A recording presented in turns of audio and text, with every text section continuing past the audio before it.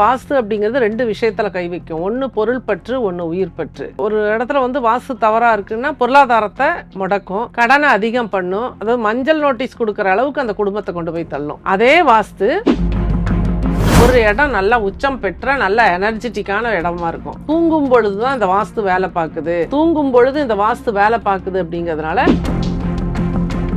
Corner பிளாட்டா நான் வாங்கி கட்டுறேன் அப்படின்னா அது வந்து எனக்கு பெனிஃபிட்ஸ் கொடுக்குமா? எந்த கார்னர்னு முக்கியம். எல்லா கார்னரும் எல்லாத்துக்கும் பயன்படாது. ஒரே ஒரு கார்னர் மட்டும்தான் எடுத்துக்கலாம். நிறைய இடங்கள்ல பெண்கள் வந்து கணவரை இழந்து வாழ்றது, சூசைட் பண்ணிக்கிற விஷயம், இது எல்லாமே தவறினால் தவறு தான். அந்தமானுக்கும் அதே ரூல் தான், அமெரிக்காவுக்கும் அதே ரூல் தான். ரூல்னா ரூல் தான். இதுல வந்து பரிகாரம் கிடையாது. இடிச்சு கட்டணும்னா இடிச்சுதான் கட்டி ஆகணும். ஆனா அதுக்கு முன்னாடி ஒரு இப்போ இந்த வீட்டுக்குள்ள மாடிப்படி வைக்கிற கான்செப்ட் வந்து கரெக்டா இல்ல? வீட்டுக்குள்ள மாடிப்படி வைக்கிறது தான் சால சிறந்த விஷயம். வீட்டுல எந்த கார்னர்லயுமே படிக்கட்டு இருக்கக்கூடாது. கரெக்டா அது எந்த இடத்துல வைக்கணுமோ அந்த இடத்துல வைக்கணும். வடகிழக்கு படி வருமானத்தை தடை பண்ணும், குழந்தைகளோட திருமணத்தை தடை பண்ணும். JK ஹாலிடேஸ் மற்றும் காசி அயோத்தியா சேவா ஃபவுண்டேஷன் இணைந்து வழங்கும் திரு சுவாமி கண்ணன் பட்டாச்சாரியா அவர்களின் தலைமையில் காசி, அயோத்தியா, கயா யாத்திரை மற்றும் கைலாயம், ஆதி கைலாயம், சார்தாம் யாத்திரை மற்றும் பல ஆன்மீக யாத்திரைகளுக்கு உடனே புக் பண்ணுங்க. Meenakshi faculty of pharmacy admission open for B.Pharm. Apply now. Ma'am இப்போ வந்து எல்லாருக்குமே வந்து எங்கே போனாலுமே நான் வீட்டுக்கு போனால் தான் நிம்மதியாக இருக்கும் அப்படின்றது தான் எல்லாருடைய பெரிய சந்தோஷமாகவே இருக்கும். அப்படி இருக்கும்போது அந்த வீடு வந்து சந்தோஷத்தை கொடுக்கணும் அப்படின்னா வாஸ்து பார்க்குறது ரொம்ப முக்கியம் அப்படின்னு சொல்கிறாங்க. இப்போ நான் தனிப்பட்டு வீடு கட்டுறேன் அப்படின்னா நான் வாஸ்து பார்க்குறதுல எந்த கஷ்டமும் இருக்காது. இதே வந்து ஒரு அப்பார்ட்மெண்ட் கட்டியிருக்காங்க, அந்த அப்பார்ட்மெண்ட்டில் நான் ஒரு பிளாட் வாங்குறேன் அப்படின்னா அந்த பிளாட்டுக்கு போகிறவங்க வாஸ்து பார்க்க முடியுமா? பிளாட்டுக்கு போனாலும், குடிசை வீடாக இருந்தாலும், ஓட்டு வீடாக இருந்தாலும், எதுவாக இருந்தாலும் வாஸ்து பார்க்கணும். வாஸ்து அப்படிங்கிறது ஒரு சயின்ஸு. எப்படி வந்து அஸ்ட்ராலஜியில் 27 நட்சத்திரங்கள் 12 பாவங்கள்னு சொல்லி கணித முறையில் சொல்லியிருக்காங்களோ, அதுபோல் ஒரு வீட்டுக்கு வாஸ்து அப்படிங்கிறது ரொம்ப ரொம்ப அவசியமான ஒரு விஷயம். ஏன்னா அதுபோல் வாஸ்து தவறாக இருக்கும் பட்சத்தில் அங்கே அதுக்கு தகுந்த மாதிரி பலனை கொடுத்துட்ருக்கோம். ஏன்னா வாஸ்து அப்படிங்கிறது 2 விஷயத்தில் கை வைக்கும். ஒன்று பொருள் பற்று, ஒன்று உயிர் பற்று. அதாவது ஒரு இடத்துல வந்து வாஸ்து தவறாக இருக்குன்னா பொருளாதாரத்தை முடக்கும், கடனை அதிகம் பண்ணும், அதாவது மஞ்சள் நோட்டீஸ் கொடுக்குற அளவுக்கு அந்த குடும்பத்தை கொண்டு போய் தள்ளும். இது ஒரு பாயிண்ட்டாக எடுத்துக்கலாம். இன்னொரு விஷயத்தில் வந்து அதே வாஸ்து உயிரிழப்புகளை கொடுக்கும், தீராத நோய்களை கொடுக்கும், மேலும் மேலும் ஆக்சிடென்ட் ஆகிற ஒரு வாய்ப்பு, தொடர்ந்து குடும்ப உறுப்பினர்கள் ஒவ்வொரு வருஷத்துக்கு ஒவ்வொருத்தர் இறந்ததெல்லாம் நான் வீட்டில் பார்த்துருக்கேன். வாஸ்து அவ்வளோ மோசமான ஒரு பாதிப்புகளை கொடுத்துரும் வாஸ்து தவறாக இருக்கும் பட்சத்தில். அதனால வாஸ்து அப்படிங்கிறது ரொம்ப ரொம்ப அவசியம். அதுவும் நம்ம சொல்லக்கூடிய இருப்பியல் வாஸ்து 16 திசைகளை அமைப்பாக கொண்டது. இந்த 16 பிரிவுகள் சரியாக இருக்கும் பட்சத்தில் சூப்பராக லைஃப் இருக்கும். அப்போ நம்ம புதுசாக பிளான் கொடுத்தா அந்த மாதிரி கொடுக்குறோம். பழைய வீடுகளுக்கும் இந்த வடக்கு எத்தனை டிகிரி திரும்பி இருக்குங்கிறத பொறுத்து அங்கே வந்து நம்ம வந்து ஆய்வு பண்ணி கரெக்ஷன்ஸ் வந்து சூப்பராக கொடுத்துட்ருக்கோம். ஓகே. இப்போ வந்து எல்லாருமே வந்து அப்பார்ட்மெண்ட் கட்டுறாங்க, ஒரு 100 பிளாட் இருக்கிற மாதிரி கட்டுறாங்க அப்படின்னா அந்த 100 பிளாட்டுக்கும் சேர்த்தாப்புல எப்படி வாஸ்து பார்க்க முடியும்? 100 பர்ஃபெக்டா இருக்கணும்ல. பர்ஃபெக்டாக வராது. வாஸ்து அப்படின்னாலே அப்பார்ட்மெண்ட்டுக்கு வாஸ்து அதிகமாக பார்க்க முடியாது. இதில் குறிப்பாக ஒரு சில வீடுகள் மட்டும்தான் வாஸ்துக்குள்ள ஒத்து வரும், மற்ற வீடுகள் வாஸ்துல சரி வராது. அது போலவே அப்பார்ட்மெண்ட் வாஸ்து அப்படிங்கிறது அங்கே மெயின் என்ட்ரன்ஸ் எங்கே இருக்குது, உச்சத்தில் இருக்கா நீச்சத்தில் இருக்காது நிச்சயமாக கவனிக்கணும். அது போலவே தண்ணி வந்து நிரப்பி கீழ்நிலை தண்ணீர் தொட்டி பெரிய லெவலில் லாரியிலலாம் கொண்டு வந்து விட்டுருவாங்க. அது போல் தண்ணீர் தொட்டி எங்கே போட்டிருக்காங்க அங்கே அதை பார்க்கணும். வந்து செப்டிக் டேங்க் கழிவுநீர் தண்ணீர் ட்ரெயின் ஆகிறது எங்கே போட்டிருக்காங்க, இதெல்லாம் வந்து அடிப்படையாக வந்து இருப்பியலில் நம்ம வந்து நம்மளோட அப்பார்ட்மெண்ட்ஸுக்கு பொதுவாக பார்க்கக்கூடிய விஷயங்கள். அது போலவே ஒவ்வொரு வீடுகளுக்கும் 16 பிரிவுகள் 360 டிகிரிக்குள்ளே செக் பண்ணி தான் அந்த இடத்துல வந்து வாஸ்துவை நம்ம வந்து கரெக்ட் பண்ண முடியும். அது அப்பார்ட்மெண்ட் அப்படின்னு சொல்லும்போது நிறைய வீடுகள் தவறாக தான் இருக்கும். அப்படி தவறாக இருந்தாலும் நம்மளோட வீட்டுக்குள்ளே வீடு கான்செப்டில் நம்ம வந்து அழகாக வாஸ்துவோட பலனை சூப்பராக உங்களுக்கு எடுத்து கொடுத்துட்ருக்கேங்கம்மா. Okay, okay. இந்த வீட்டுக்குள்ள வீடுன்னு சொல்றீங்க இல்லையா? இது வந்து பொதுவாக வந்து ஒரு விஷயம் இருக்குல்ல மேம், நீங்கள் இப்போ பேசுறதுக்கு முன்னாடி சொன்னீங்க 16 திசைகள் சரியா இருக்கணும் அப்படின்னு. ஒரு வீடு கட்டுறோம் அப்படின்னா இப்போ நிறைய பேர் வீடு கட்டிட்டு இருக்காங்க, ஆனால் எல்லாருமே வந்து அந்த 16 திசைகள் சரியா கட்டுறோமா அப்படின்னு கேட்டால் கிடையாது. ஸோ அப்போ என்ன பண்ண முடியும்? நிச்சயமா இருக்காது. அதுக்கு தான் புதியதாக இப்போ நாங்கள் பிளான் கொடுக்குறோன்னா 16 பிரிவுகளை காட்டி தான் கொடுக்குறோம். அது போலவே பழைய வீடுகளுக்கும் இந்த 16 பிரிவுகள் எங்கெங்கே இருக்குது, அங்கே என்னென்ன தவறாக இருக்குது, அதை என்ன கரெக்ஷன் பண்ணால் என்ன நடக்குங்கிற விஷயத்தையும் நான் டைரக்ட் விசிட் போகும்போது நோட் பண்ணி கொடுத்துருவேன். அது இல்லாமல் வீட்டுக்குள்ளே வீடு, அந்த வீட்டுக்குள்ளே வாஸ்து நிறைய தவறுகள் இருந்தால் கூட உடனடியாக வாஸ்து சரி பண்ணக்கூடிய வாய்ப்பு இல்லைன்னு சொன்னால் கூட வீட்டுக்குள்ளே அந்த வீட்டுக்குள்ளே ஒரு இடம் நல்லா உச்சம் பெற்ற நல்ல எனர்ஜெட்டிக்கான இடமா இருக்கும். அந்த இடத்த செலக்ட் பண்ணி அந்த இடத்துல ஒரு ரூம் மாதிரி உட்டுலேயே ரெடி பண்ணி அங்கே தூங்கும் பொழுது, ஏன்னா தூங்கும் பொழுது தான் இந்த வாஸ்து வேலை பார்க்குது. இது வந்து ஃபஸ்ட்டு சொன்னது திருப்பதி கௌரு ரெட்டி. அவரோட மாணவரோட என்னோட குருநாதர் ஆய்வு பண்ணி தான் இப்போ இதை நான் நிறைய ரிசர்ச் எடுத்துட்ருக்கேன். தூங்கும் பொழுது இந்த வாஸ்து வேலை பார்க்குது அப்படிங்கிறதுனால தூங்குற இடத்த சிறப்பாக அமைத்து கொண்டால் 100% வெற்றி.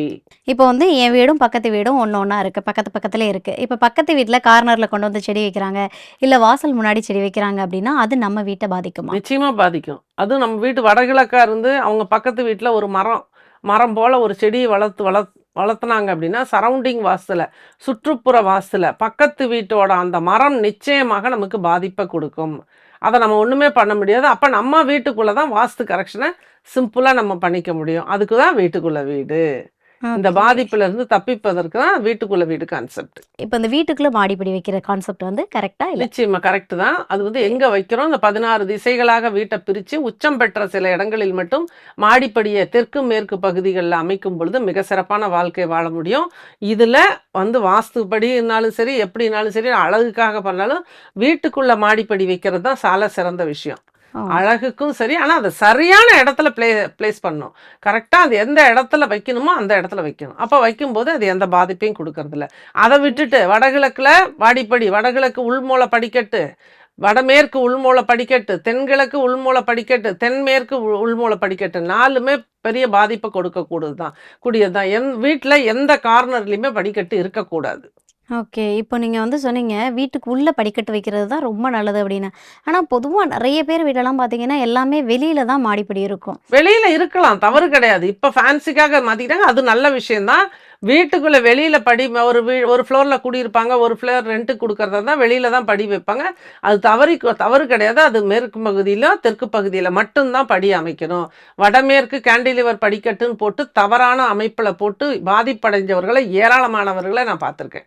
ஓகே. இப்போ நீங்கள் பேசும்போது சொன்னீங்க வடகிழக்கில் இருக்கக்கூடாது அப்படின்னு. இப்போ ஒருத்தவங்க வீடே கட்டிட்டாங்க, வடகிழக்கில் கட்டிட்டாங்க, வாஸ்து பார்க்காம. அப்போ அவங்க என்ன பண்ண முடியும்? அது நிச்சயமா ஏதாவது அது பாதிப்பை ஏற்படுத்துமா? நிச்சயமா பாதிப்பை ஏற்படுத்தும். வடகிழக்கு படி வருமானத்தை தடை பண்ணும், குழந்தைகளோட திருமணத்தை தடை பண்ணும், தைராய்டு வரும், கண் காது மூக்கு பிரச்சனைகள் வரும், தீராத நோய்கள் வரும், டைவர்ஸ் வரும், எல்லாமே வடகிழக்கு வச்சிருக்கு. அப்போ இந்த படி இடிக்கிறது தான் சால சிறந்த விஷயம். அதுக்கு வாய்ப்பு இல்லை, என்னால் இப்போ படி இடிக்க முடியாது, புதுசாக அந்த வீட்டுக்கு குடி வந்திருக்கேன் அப்படின்னா வீட்டுக்குள்ள ஒரு ரூமை செலக்ட் பண்ணி அதை பக்காவாக வாஸ்து கரெக்ஷன் பண்ணி அங்கே தூங்கும் பொழுது நிரந்தர தீர்வு கிடைக்கும். இப்போ வந்து நீங்கள் சொல்லிட்டு இருந்தீங்க இல்லையா, வடகிழக்கில் வந்து வீடு இருக்கக்கூடாது அப்படின்னா, இந்த திசையோட சேரும்போது வீடு வந்து ரொம்ப பர்ஃபெக்டாக இருக்கும். உங்களுக்கு ஏதாவது பிரச்சனை வந்தால் கூட அதை சரி பண்ணிடும் அப்படின்னா எந்த திசைகள் வந்து ஒன்றா சேர்ந்தா அப்படி நல்லா எதையுமே சரி பண்ணாது. ஓகே. தவறினால் தவறு தான். 4 திசைகளும் கார்னர் நல்லா இருக்கும். 8 திசைகளாக பிரிப்போம், 16 திசைகளாக பிரிப்போம். கரெக்டாக பர்ஃபெக்டாக இருந்தால்தான், அது கிராமமாக இருந்தாலும் சரி. இன்னைக்கு கூட ஒருத்தங்க கேள்வி கேட்டாங்க, அந்தமான்ல இருந்து கேட்குறேன் அப்படின்ட்டு. அந்தமானுக்கும் அதே ரூல் தான், அமெரிக்காவுக்கும் அதே ரூல் தான். ரூல் தான். இதில் வந்து பரிகாரம் கிடையாது. இடிச்சு கட்டணும்னா இடிச்சு தான் கட்டி ஆகணும். ஆனால் அதுக்கு முன்னாடி ஒரு ஐசியூவில் இருக்க பேஷண்ட்டுக்கு ஒரு மருத்துவம் கொடுக்குற மாதிரி வீட்டுக்குள்ள வீடு கான்செப்டில் அவங்க எந்த பிரச்சனையில் மைனஸாக ஃபீல் பண்ணுறாங்களோ அந்த விஷயத்தை அவங்களுக்கு நடக்க வச்சு நிரந்தர தீர்வுன்னு சொல்லும்போது அந்த மாடிப்படி இடித்து தான் ஆகணும். இடிக்காமல் நடக்காது கதை. கார்னர் பிளாட்டாக நான் வாங்கி கட்டுறேன் அப்படின்னா அது வந்து எனக்கு பெனிஃபிட்ஸ் கொடுக்குமா? இல்லை எந்த ஏதாவது ப்ராப்ளமாவா? கார்னர்னு முக்கியம். ஓகே. வடகிழக்கு கார்னர் சூப்பர், ம். தென்கிழக்கு கார்னர் ஃபெயிலியர், வடமேற்கு கார்னர் ஃபெயிலியர், தென்மேற்கு கார்னர் ஃபெயிலியர். ஒரே ஒரு கார்னர் மட்டும்தான் எடுத்துக்கலாம், வடகிழக்கு கார்னர் மட்டும்தான் எடுக்கலாம். எல்லா கார்னரும் எல்லாத்துக்கும் பயன்படாது. வடகிழக்குல வந்து வீடு தான் கட்டக்கூடாது, கார்னர் ஃபிளாட் சைஸ் பெட்டர். சரி வாங்கிக்கலாம். ஓகே ஓகே ஓகே வடக்கும் கிழக்கும் ரோடு இருக்க மாதிரி தாராளமாக வாங்கிக்கலாம். Okay okay. தெற்கும் கிழக்கும் ரோடு இருக்கிற மாதிரி ஒரு தென்கிழக்கு பிளாட்டு வாங்கக்கூடாது. தெற்கும் மேற்கும் அதாவது ரோடு இருக்கிற மாதிரி தென்மேற்கு சைட்டு வாங்கவே கூடாது. அதே மாதிரி வடக்கும் மேற்கும் உச்சத்தில் உள்ள வடமேற்கு சைட்டு பெரிய பாதிப்பு கொடுக்கறதுக்கு உடனடி உயிரையே எடுத்துருது. நிறைய இடங்கள்ல பெண்கள் வந்து கணவரை இழந்து வாழ்றது, வந்து பெண் சூசைட் பண்ணிக்கிற விஷயம், இது எல்லாமே இந்த வடமேற்கு சைட்டு கொடுக்கும். இப்போ நீங்கள் வடமேற்கு வாங்கக்கூடாதுன்றீங்க இல்லையா? இப்போ யாரோ ஒருத்தவங்க சைட் பார்க்க போகிறாங்க, வாஸ்துலாம் எதுவுமே தெரியல, அவங்க வடமேற்கு சைட் வாங்கிட்டாங்க அப்படின்னா, அவங்க வந்து அந்த பிரச்சனை ஏதோ சந்திச்சிட்டாங்க அப்படின்னா, அதை என்ன பண்ணி ஆகணும்? அதுக்கான மாற்று வழி ஏதாவது இருக்கா? எந்த வழியும் கிடையாது. சேல் பண்ணி தான் ஆகணும். ஓகே. வாய்ப்பே கிடையாது. தவறு தான். தென்மேற்கு சைட்டெல்லாம் வாங்கிட்டாங்கன்னா அதெல்லாம் அதுலேயே உட்காந்து அழிஞ்சு போகக்கூடாது. உடனடி தீர்வு. வீட்டுக்குள்ளே வீடு கான்செப்ட் போட்டு ரெடி பண்ணிக்கிட்டு அந்த வீட்டை விட்டு மாறுறது தான் புத்திசாலித்தனம். ஓகே. இல்லைன்னா உயிரிழப்புகளை கொடுத்துரும். ஓ! இல்ல நம்ம ஏன்னா எல்லாருமே வந்து ஒரு ஸ்பெண்ட் பண்ணி கனவோட தான் வாங்கியிருப்பாங்க அதெல்லாம் இல்லையா? கனவு பழிக்காதீங்க. Okay, okay. கனவு காண முடியாது இங்கெல்லாம். கனவு பானா ஆளே இருக்காது. Okay, okay. அதனால அந்த மாதிரி இடங்கள் தேர்வு செய்யக்கூடாதுன்றீங்க. Okay ma'am. மேம் காமனாவே வந்து சரவணாதேவி மேம் அப்படின்னாலே வந்து அவங்க கிட்ட இருக்கக்கூடிய ஸ்பெஷல் என்ன அப்படின்னா, சுவிட்ச் வேர்ட் சொல்றது தான். இப்போ வந்து சரவணாதேவி மேம் வந்து நம்ம நேயர்களுக்காக ஒரு சுவிட்ச் வேர்ட். நிச்சயமாங்கம்மா. எல்லாமே இந்த மாதிரி வாஸ்து வந்து தவறாக இருக்கும்போது எதிர்மறை எண்ணங்கள் அதிகமாக இருக்கும். நமக்கு ஒன்றுமே நடக்காது, எனக்கு மட்டும் ஏன் எதுவும் நடக்கலை, என் வாழ்க்கையில் எந்த பிரச்சனையுமே என்னால் தீர்க்க முடியல, இப்படி புலம்பலோடு இருக்கிறவங்க தான் வாஸ்து பாதிச்சா இருப்பாங்க. அவங்க எல்லாமே வாஸ்துவை பார்த்து பயப்படாதீங்க, புலம்பாதீங்க. புலம்புனீங்கன்னா அந்த வாஸ்து சரியாக விடாது, வீடு மாற்ற விடாது. நன்றி சொல்லுங்க வீட்டுக்கு. அது போலவே கட் கிளியர் கேன்சல். உங்களுக்கு ஏன்னா வாஸ்து தவறாக இருந்தால் தடைகள் ஒன்று முடிஞ்சதுன்னா 10 வாசலில் நிற்கும். பிரச்சனை ஒன்று மேலே ஒன்று வந்துக்கிட்டே இருக்கும். ஹெல்த்தில் பிரச்சனை, வெல்த்தில் பிரச்சனை, மற்ற எல்லாம் நம்மளோட ஜாப்ல பிரச்சனை, குடும்ப உறவுகளுக்குள்ள பிரச்சனை, எந்த பிரச்சனையும் பார்ப்பீங்க. எல்லாவற்றையும் கொடுக்கும். சோம்பேறித்தனம் இருக்கும், அடுத்த வேலை செய்ய முடியாது, பொறுப்பாக இருக்க மாட்டாங்க, ரொம்ப ஒரு சோம்பேறியாக இருப்பாங்க. இதெல்லாம் வாஸ்து சரியில்லைன்னா நடக்கிற கதை. இதற்கு ஒரே தீர்வு கட் கிளியர் கேன்சல். கட் பண்ணுறீங்க, கிளியர் பண்ணுறீங்க, கேன்சல் பண்ணுறீங்க. அடுத்த லெவலுக்கு வாஸ்துவை கரெக்ட் பண்ணிவிட்டு புத்திசாலித்தனமாக ஜெயிச்சுக்கலாம். Okay, okay. இப்போ வந்து நீங்க வந்து வீட்டுக்குள்ள வீடு கான்செப்ட் சொன்னீங்க. அதுக்கப்புறமா வந்து நிறைய விஷயங்கள் இப்போ மாத்திக்கிட்டா நல்லாயிருக்கும் அப்படின்னு சொன்னீங்க. இது எதுவுமே என்னால சடனா பண்ண முடியல. எனக்கு வந்து ஒரு தெய்வ வழிபாடோ இல்ல பரிகாரங்களோ சொல்லுங்கன்னா சொல்லுவீங்களாம்மா?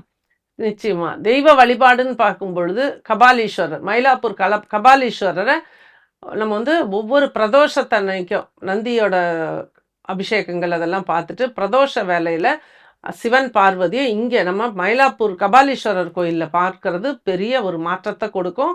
உங்களோட சரணாகதியை வந்து அவர்கிட்ட சமர்ப்பிச்சிருங்க. நீ தான் எனக்கு எல்லாம் பண்ணணும் அப்படின்னு சொல்லிட்டு உரிமையோடு நம்ம வந்து பிரார்த்தனை பண்ணும்போது நிச்சயமாக சிவபெருமானோட பரிபூர்ணமான அருளாசி கிடைக்கும். வீடு வாஸ்துப்படி மாறும். நன்றி. ஜேகே ஹாலிடேஸ் மற்றும் காசி அயோத்தியா சேவா ஃபவுண்டேஷன் இணைந்து வழங்கும் திரு சுவாமி கண்ணன் பட்டாச்சாரியா அவர்களின் தலைமையில் காசி, அயோத்தியா, கயா யாத்திரை மற்றும் கைலாயம், ஆதி கைலாயம், சார்தாம் யாத்திரை மற்றும் பல ஆன்மீக யாத்திரைகளுக்கு உடனே புக் பண்ணுங்க. Meenakshi Faculty of Pharmacy. Admission open for B Farm. Apply now.